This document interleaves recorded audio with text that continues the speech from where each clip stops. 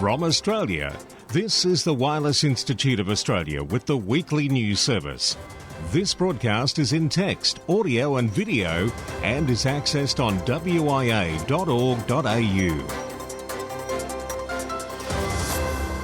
And here we go with the first national news for October 2022. I'm Graham, VK1WIA. WIA Vice President Lee Moyle, VK3GK, joins us, and we have a reminder to read the latest ACMA email to we hams. It deals with their review of non-assigned amateur and outpost regulatory arrangements. Back in February of 2021, the ACMA commenced a review of non-assigned amateur and outpost regulatory arrangements, consultation 01/2021. Outcome number 1 was published some 9 months later. Last Thursday, September 29, the ACMA published outcome number 3. And this has been emailed to us all and is worth a solid read. ACMA are now consulting on updates to the proposed amateur class licensing arrangements, as well as on their proposal for a staged implementation of higher power authorisation. Details of this consultation, including the consultation paper, can be found at IFC 31/2022, updates to the proposed amateur class licensing arrangements. It's on that email sent to us by ACMA, or just visit the ACMA page, or you can click the tiny URL link in this week's text edition of WIA National News. Good morning from WIA Vice President Lee Moyle, VK3GK. On the 22nd of September 2022, we commemorated the passing of ex-WIA President Michael Owen, VK3KI, 10 years ago. At that time, he was WIA President and IARU Region 3 Chairman. Michael was immensely influential in shaping the hobby of amateur radio since the 1960s, both in this country and internationally. Michael expertly led the WIA through the progression from a federal structure with state divisions to an efficient and national organisation with affiliated local clubs. This occurred in 2004. He championed and guided the introduction of the foundation licence class in Australia, a move which bolstered the numbers of Australian radio amateurs while other countries' numbers were declining.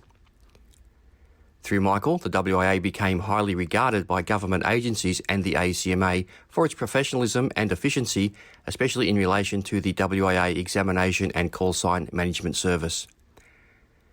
More information on Michael Owen can be found on the WIA website under News Releases.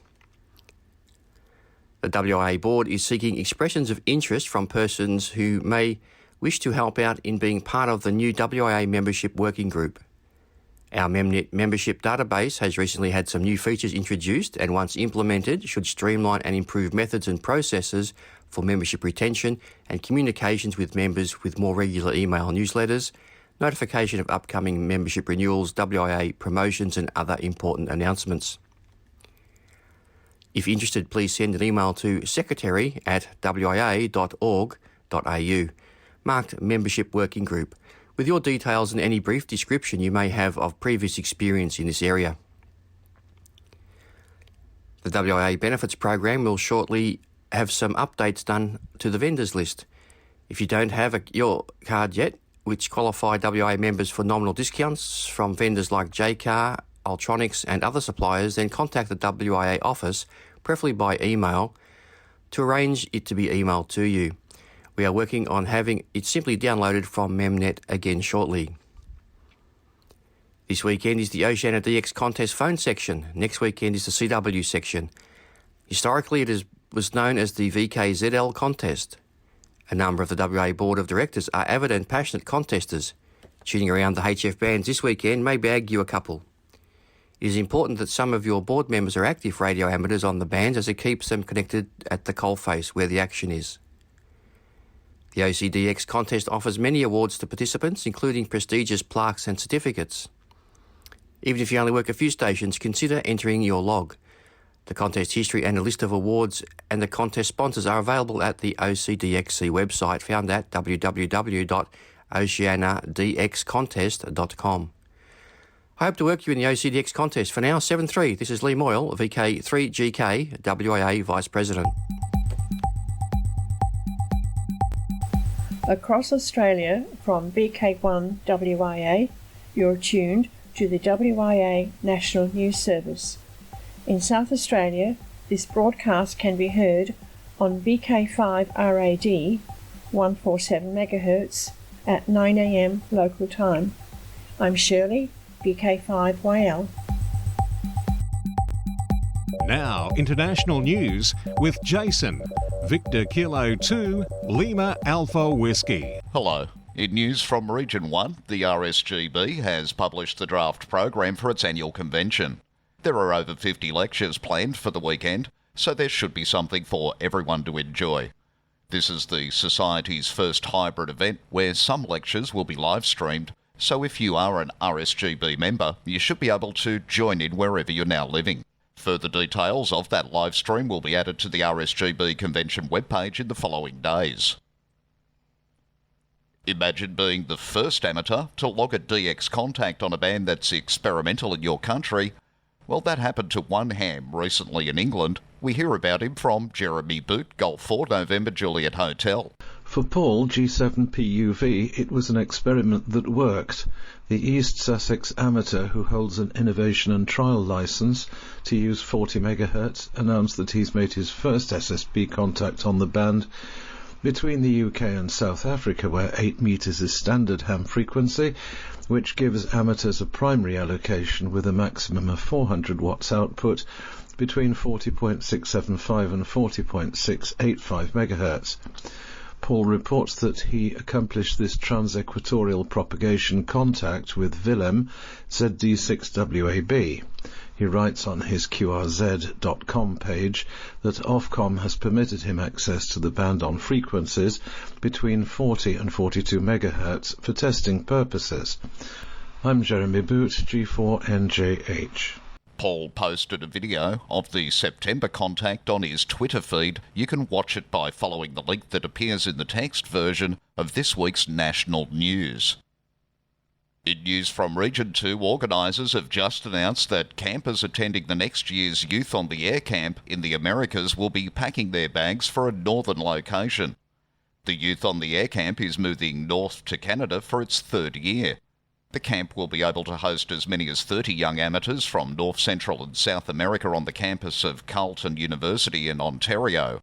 Any amateur radio operators in the Americas who are between the ages of 15 and 25 are welcome to apply. Prospective campers who do not live in Canada are being encouraged to apply for passports and tourist visas in time to enable them to enter the country to attend the camp. Youngsters who attended previous sessions of Youth on the Air camps will return to serve as leaders. The camp will take place 2023 from July 16th through to the 21st, with Radio Amateurs of Canada serving as the local host. Tower of Power. For this story, thanks again to Amateur Radio Newsline. We take you to Long Island, New York, where inventor Nikola Tesla conducted many of his groundbreaking experiments. Tesla's former laboratory is the perfect inspirational spot for a ham radio club to celebrate an important anniversary. Yes, it's marking its 75th anniversary on Long Island. The Suffolk County Radio Club Whiskey 2 Delta Quebec appreciates what it means to be part of radio history. So it's celebrating the occasion at a nearby historic spot, Wardenclyffe. The former laboratory of electronics inventor Nikola Tesla, now renamed the Tesla Science Centre. Though the noted engineer and inventor died in 1943, 4 years before the radio club was founded, his spirit will be present on October 8th when the club activates Special Event Station November 2 Tango from the historic tower between 1500 and 2359 UTC. Wardenclyffe was the perfect place for the Special Event Station because of the history behind the site and Tesla's contributions to radio. Hams contacting the operators during the event will be able to receive a downloadable certificate. Meanwhile, even with Tesla himself long gone, his old laboratory is still functioning as an incubator for new things in the radio universe. The Tesla Science Centre Amateur Radio Club November 2 Tango Sierra Charlie was formed this past July by a handful of hams. Members have the immediate goal of focusing on education in the schools, a priority that's sure to have an impact that lasts beyond the next 75 years. In news from Region 3, China preps next amateur radio satellite. China is preparing to send a new ham radio satellite into orbit in the next few weeks. The CAS-10 amateur radio satellite is set to go into space from China's Wenchang Satellite Launch Center in early November, where it will be sent to the Tiangong space station aboard the Tianzhou 5 cargo spacecraft. The satellite, which carries a VU linear transponder, will become operational sometime after its deployment from the space station around 15th of December. The transponder is expected to operate all day throughout the satellite's lifetime using a VHF uplink and UHF downlink with a 30 kHz bandwidth. CAS-10 is also equipped with a camera. Hams will be able to send DTMF commands to download photos taken by the camera and stored in the satellite's flash memory. Satellite telemetry data will be sent via Morse code. For additional details and frequencies, visit the link in the text version of this week's newscast at wia.org.au. For VK1WIA National News, in Sydney, I'm Jason, VK2LAW.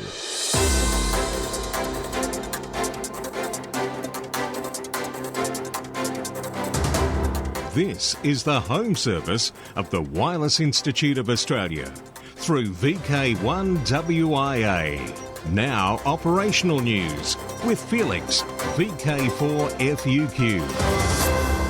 Hello there. Now Contest Wires 2022. WIA NZART Oceania Contest. Phone. On right now. CW. Second full weekend in October.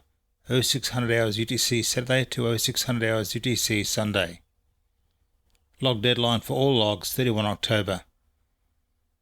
Spring Digital Run Contest second weekend in October, run by Pride Radio Group. WIA VHF UHF Field Days, Spring. 0100 hours UTC Saturday 26 through 0059 hours UTC Sunday 27 November. 160 metre CW Contest, ARRL sponsored. Objective is for amateurs worldwide to exchange information with W/VE amateurs on the 160 metre band CW. Dates: first full weekend in December, December 2 to 4, 2022. Contest period begins 2200 hours UTC Friday, ends 1559 hours UTC Sunday. This is a 42-hour period with no time limitation. Logs are due within 7 days after the event is over. 10 metre contest, ARRL sponsored. For amateurs worldwide to exchange QSO information with as many stations as possible on the 10 metre band. Dates: second full weekend of December, starts 0000 hours UTC Saturday, runs through 23:59 hours UTC Sunday, December 10-11, 2022. Logs are due within 7 days after the event is over. DX window. Janmain, JX. Helge, LB4MI is QRV as JX/LB4MI until early October. Activities in his spare time on 20 and 17 metres using SSB. QSL to home call LB4MI. Papua New Guinea, P29. A group of German operators will have P29RO on the wireless from October 25 to November 10. Transmitting on 160 to 6 metres using CW, SSB, RTTY and FT8. QSL via DL4 SVA direct by the Bureau, Club Logs OQRS NLOTW. Indonesia. 7B2C, 7B2E, 7B2T, 7B2H and 7B2O are QRV until the end of this month to celebrate the Javanese Hindu Siju temple that was built in 1475. Activities on 80, 40, 20, 15 and 10 metres using SSB and FT8. QSL via operator's instructions. In the world DX, we're listening on the HF bands for 8N650JP, the special call sign being used by the Japan Amateur Radio League's Okinawa branch. Hams are marking the 50th anniversary of the return of the Okinawa Prefecture to Japan from United States administration. The call sign 8N650JP is active through to the 30th of September. QSOs will be confirmed automatically through the Bureau. For VK1WIA National News, I'm Felix VK4FU QNingham. Across Australia from VK1WIA, you're tuned to the WIA National News Service. On the Sunshine Coast, it can be heard from the following locations on our linked repeater system: Maleny 146.850, Noosa Heads 146.825, Black Mountain Cooroy 146.975, and Echolink node 316084 or VK4WIS-R from 0900 local every Sunday. I'm Gordon, VK4VP. I'm Graham, VK4BB, sticking my finger out and checking the wireless weather. In 1859, British astronomer Richard Carrington saw a blast of white light on the surface of the Sun. This was the Carrington effect, as scientists now call it, and it's the largest recorded solar storm ever recorded. It was linked with extraordinary auroras, the northern and southern lights that were visible in the sky near both the poles and the equator, everywhere from Canada to Australia. This enormous solar outburst also caused electrical disruptions from Paris to Boston. While the Carrington effect may seem like history, there are many concerns about what might happen if an event as powerful as, or even more powerful than, the Carrington effect were to strike Mother Earth today, now that humanity is far more dependent on electricity. In the old days, people were used to the idea that radio communication isn't always perfect. AM radio had cracks and pops, and if you had to make a call with a radiophone, you expected it to be unreliable and maybe even impossible at a given time. Modern technology, satellites and a host of other things have changed, and now radio is usually super reliable and high fidelity. Usually.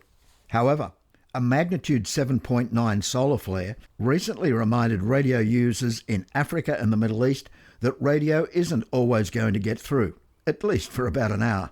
It happened around 10 a.m. when that part of the world was facing the sun. Apparently, a coronal mass ejection accompanied the flare. The culprit seems to be an unusually active sunspot, which is expected to die down soon, and interestingly, there is also a coronal hole in the sun where the solar wind blows at a higher than usual rate. We are ill prepared for technology blackouts due to solar activity, even on the power grid. The last time it happened, we didn't rely so much on radio.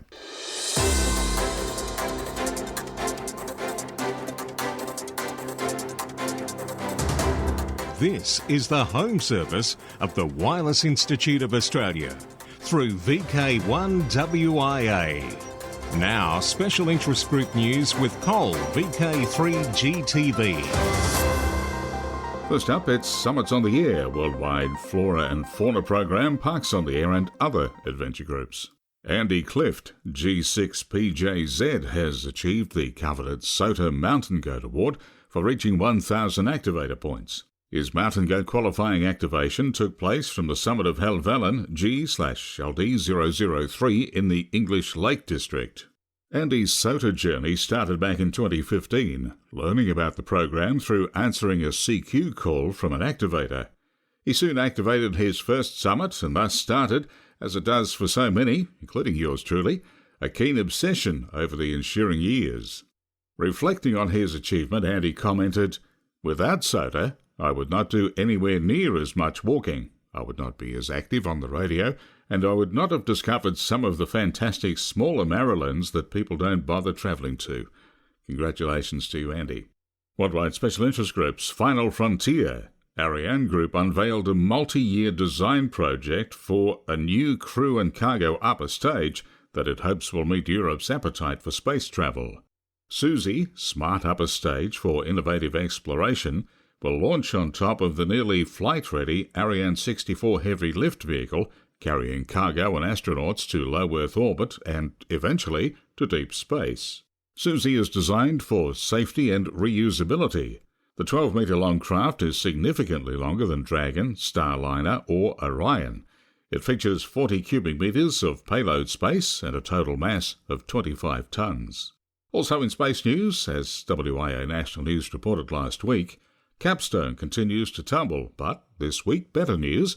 The spacecraft's communication situation has improved, and its propulsion system is being warmed back up to operating temperatures. The Capstone probe is expected to act as a pathfinder for NASA's Gateway, a small space station designed to orbit the Moon and act as a jumping-off point for crewed missions to the surface. Worldwide Special Interest Groups, Internet, the Hams domain. Updated RSGB EMF calculator. The RSGB has released an updated version of their online EMF calculator to enable radio amateurs to check EMF exposure limits. Version 2.01 is available as a web app at rsgb.org/EMF calculator.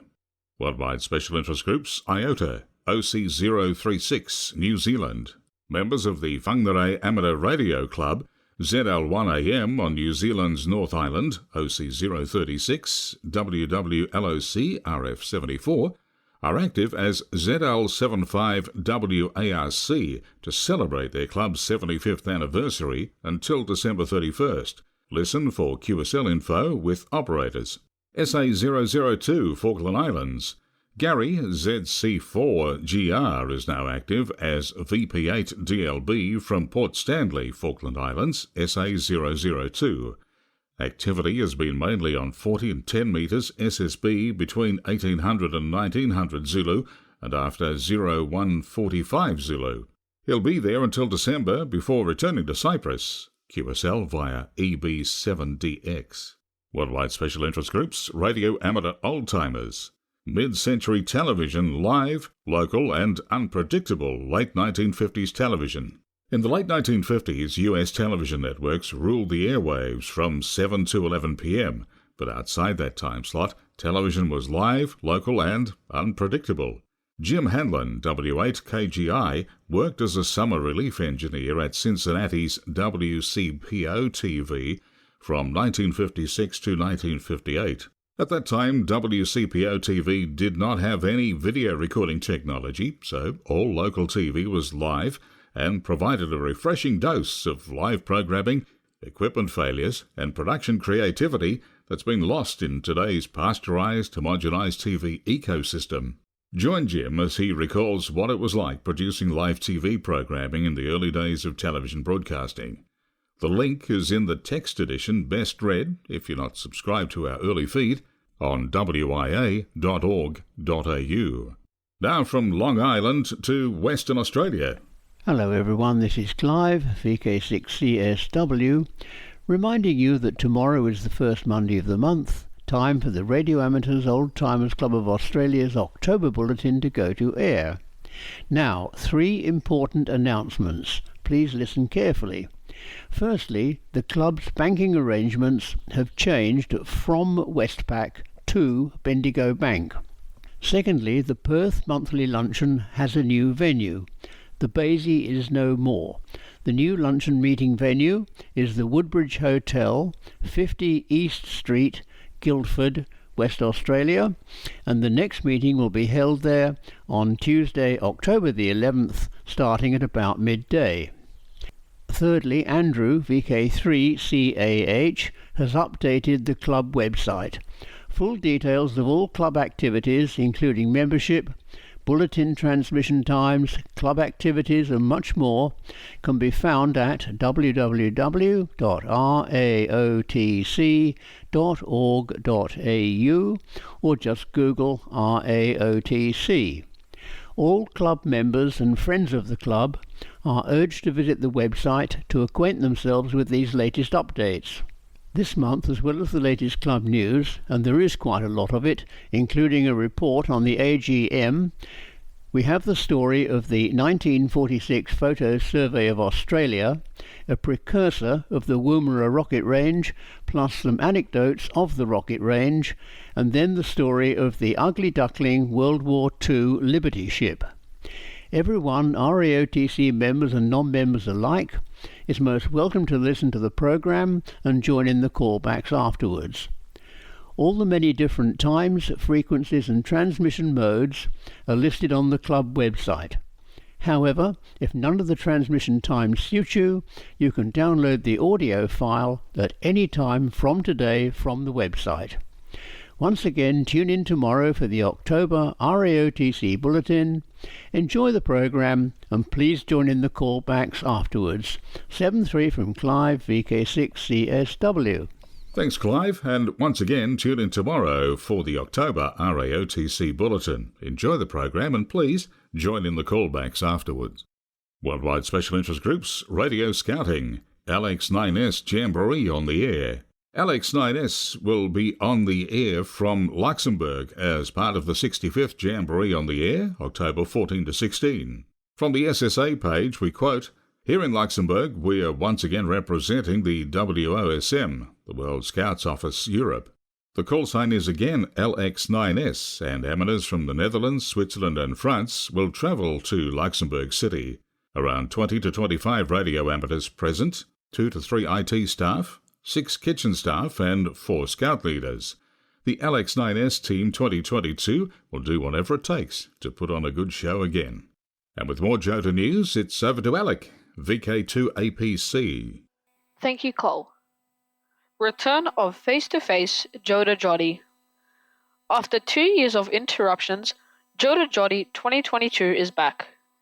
Over the weekend on Saturday 15th October and Sunday 16th October, the bands will be alive to the sound of CQ Jamboree. VKJotaJotty.com is the Scouts Australia Jota Jotty website. If you are running a Jota station, please register your station on VKJotaJotty.com. When you register your site, you can detail hours of operation, bands, and any information that will assist other sites to find you on the bands. The Governor-General's opening address will be broadcast at 1 p.m. local time in each state as per previous years. Scouts Australia would like to thank all the amateurs that assist and participate in Jota Jotty. A special thank you to the WIA broadcast team for broadcasting the opening address each year. On behalf of Brett Nicholas, the National Coordinator Jota Jotty Scouts Australia, and for VK1WIA National News, I am Alec, VK2APC in Sydney. Now back over to you, Cole. Thanks, Alec. Now on to Worldwide Special Interest Group's Rescue Radio, Eastern US Seaboard. As Hurricane Fiona ravaged the region, amateur radio operators were hard at work in areas of the Eastern Caribbean and Western Atlantic. Puerto Rico, the Dominican Republic and the Turks and Caicos Islands suffered severe flooding, catastrophic wind damage and major power outages as the storm, which grew to Category 4, made its way toward Bermuda, then up to Canada. In addition to local communication support, the Hurricane WatchNet was activated and Salvation Army Team Emergency Radio Network was handling health and welfare traffic. And that's the latest Worldwide Special Interest Group news. I'm Cole, VK3GTV. Across Australia from VK1WIA, you're tuned to the WIA National News Service. It can be heard on ANZAL, that's the Australian and New Zealand Echolink multimode network. The news is automatically rebroadcast every Sunday at 10 a.m. VK3 time. Thanks. This is second operator Helen using John's VK3 HJQ call sign. Now, let's check out the social scene before we close up shop today. October, just the one thing happening. 21-23 October, it's Perth Tech. In VK7, November 5 to 6, the Tassie Ham Radio Conference and Expo. In VK4, November 5 is the Tannum Sands Gathering with the Gladstone Amateur Radio Club. VK4 again, Gold Coast Hamfest, November 13, Country Paradise Parklands. And in VK3, November 20, Rosebud Radio Fest. That happens at 9:30. Then moving ahead to 2023, VK3 Barg Hamfest, February 5 at the Barg Club Rooms. And for all of VK, Alara Meet 2023 happens November 4 and 5 in Hobart. I'm Graham, VK4BB. Walk softly. From Australia, this has been the Wireless Institute of Australia with the weekly news service. This broadcast is in text, audio and video and is accessed on wia.org.au.